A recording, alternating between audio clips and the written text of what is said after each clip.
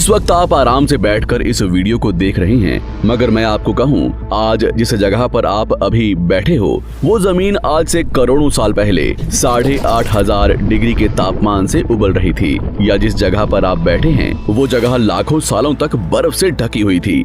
ये दोनों बातें सच हैं। इस 15 मिनट की वीडियो के अंदर आप पृथ्वी के 450 करोड़ साल के सफर को देखने वाले हैं। जिस जगह आज हमारा सौरमंडल है वहाँ विभिन्न प्रकार की गैस और धूल के बादल हुआ करते थे। वैज्ञानिकों के मुताबिक इन धूल के बादलों से दूर एक तारा हुआ करता था। वक्त के साथ साथ उस तारे की ऊर्जा कम होने लगी, जिसके कारण उसके अंदर एक विशाल विस्फोट हुआ। विस्फोट की वजह से अंतरिक्ष की ये धूल एक दूसरे से दबने लगी।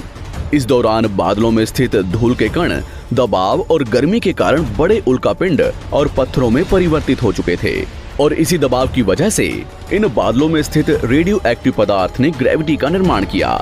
इस ग्रेविटी के कारण बीच में हाइड्रोजन और हीलियम इकट्ठा होने लगे। बीच के इस भयंकर दबाव के कारण एक विशाल विस्फोट हुआ, और इसी विस्फोट के कारण हमारे सूरज का जन्म हुआ। अंतरिक्ष में फैले एस्टेरॉयड यानी क्षुद्र ग्रहों में भारी वजन की वजह से सूरज के करीब आकर सूरज की परिक्रमा करने लगे। धीरे धीरे इन्हीं एस्टेरॉयड में भारी टकराव हुआ, जिसके फलस्वरूप मरकरी, विनस, अर्थ और मार्स जैसे ग्रहों का निर्माण हुआ। वैज्ञानिकों के मुताबिक उस वक्त पृथ्वी और मार्स यानी मंगल ग्रह के बीच थिया नामक ग्रह सूरज की परिक्रमा किया करता था।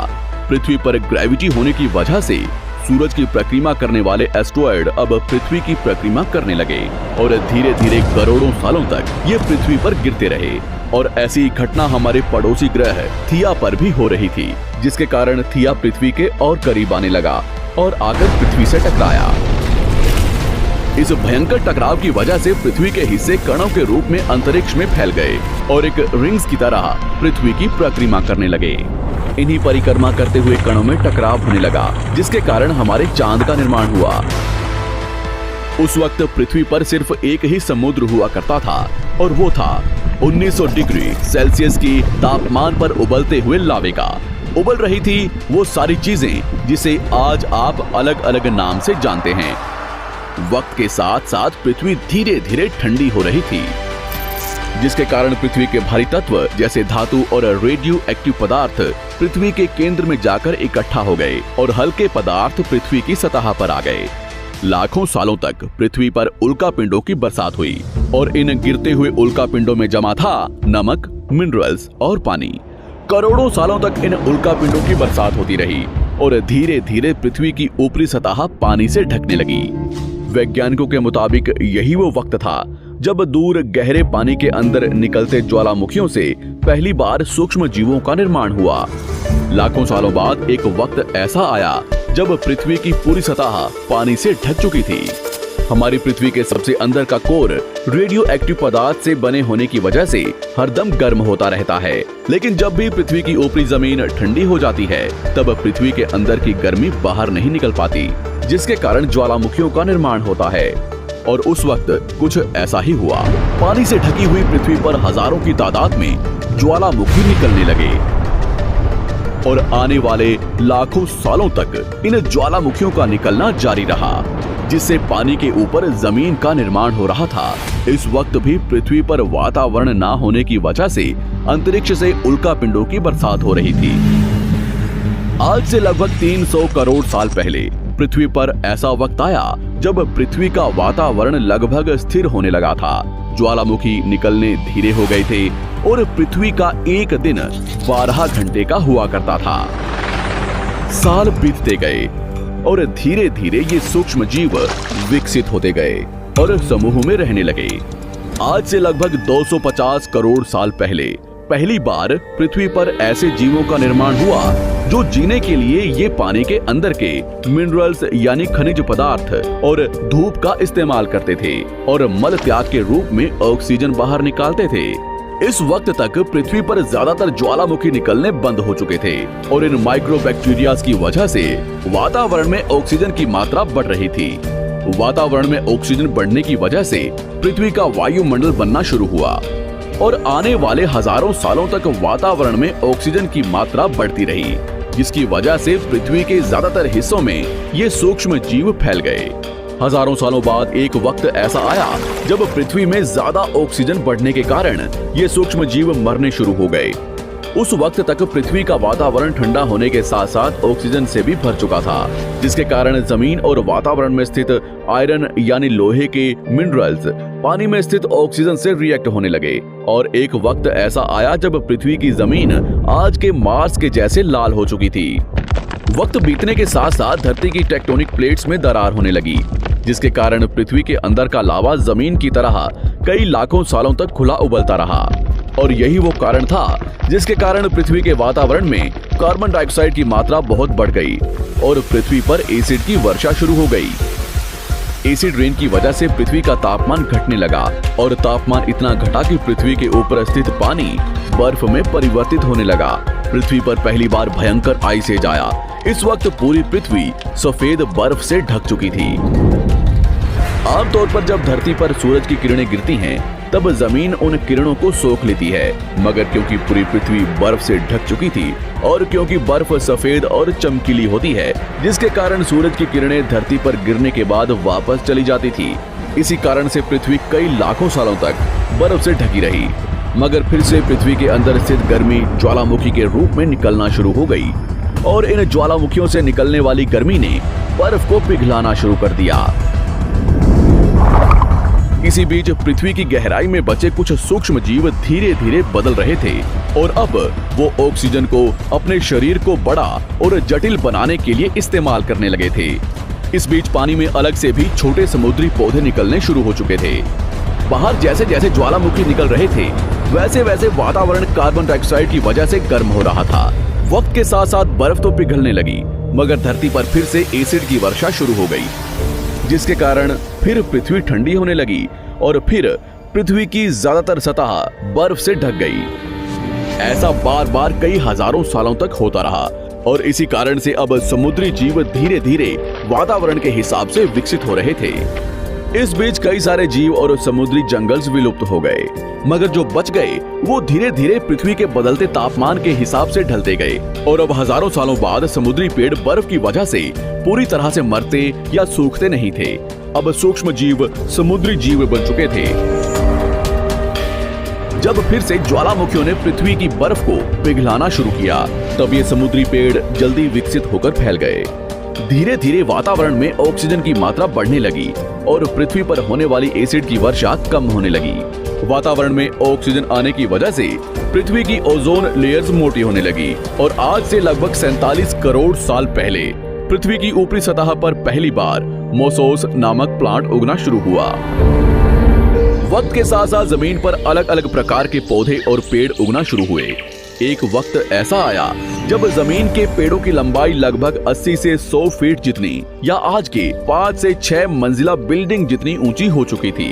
ये वो वक्त था जब समुद्री जानवर समुद्र से बाहर निकल रहे थे और जमीनी जानवरों में परिवर्तित हो रहे थे।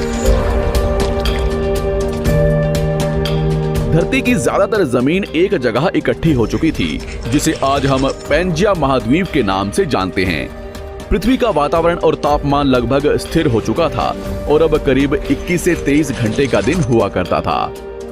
अब समुद्री जीव पानी से बाहर रहने लगे थे और वातावरण के हिसाब से उनके शरीर का रंग रूप बदल रहा था। धीरे धीरे ये जमीनी जानवर डायनासोर्स में परिवर्तित हो गए। जिन डायनासोर्स ने पेड़ पौधे खाने शुरू कर दिए, उनका शरीर लंबा और विशाल रूप से विकसित होने लगा। कुछ डायनासोर्स शिकार किया करते थे, जिसके कारण वे छोटे और तेज होते चले गए।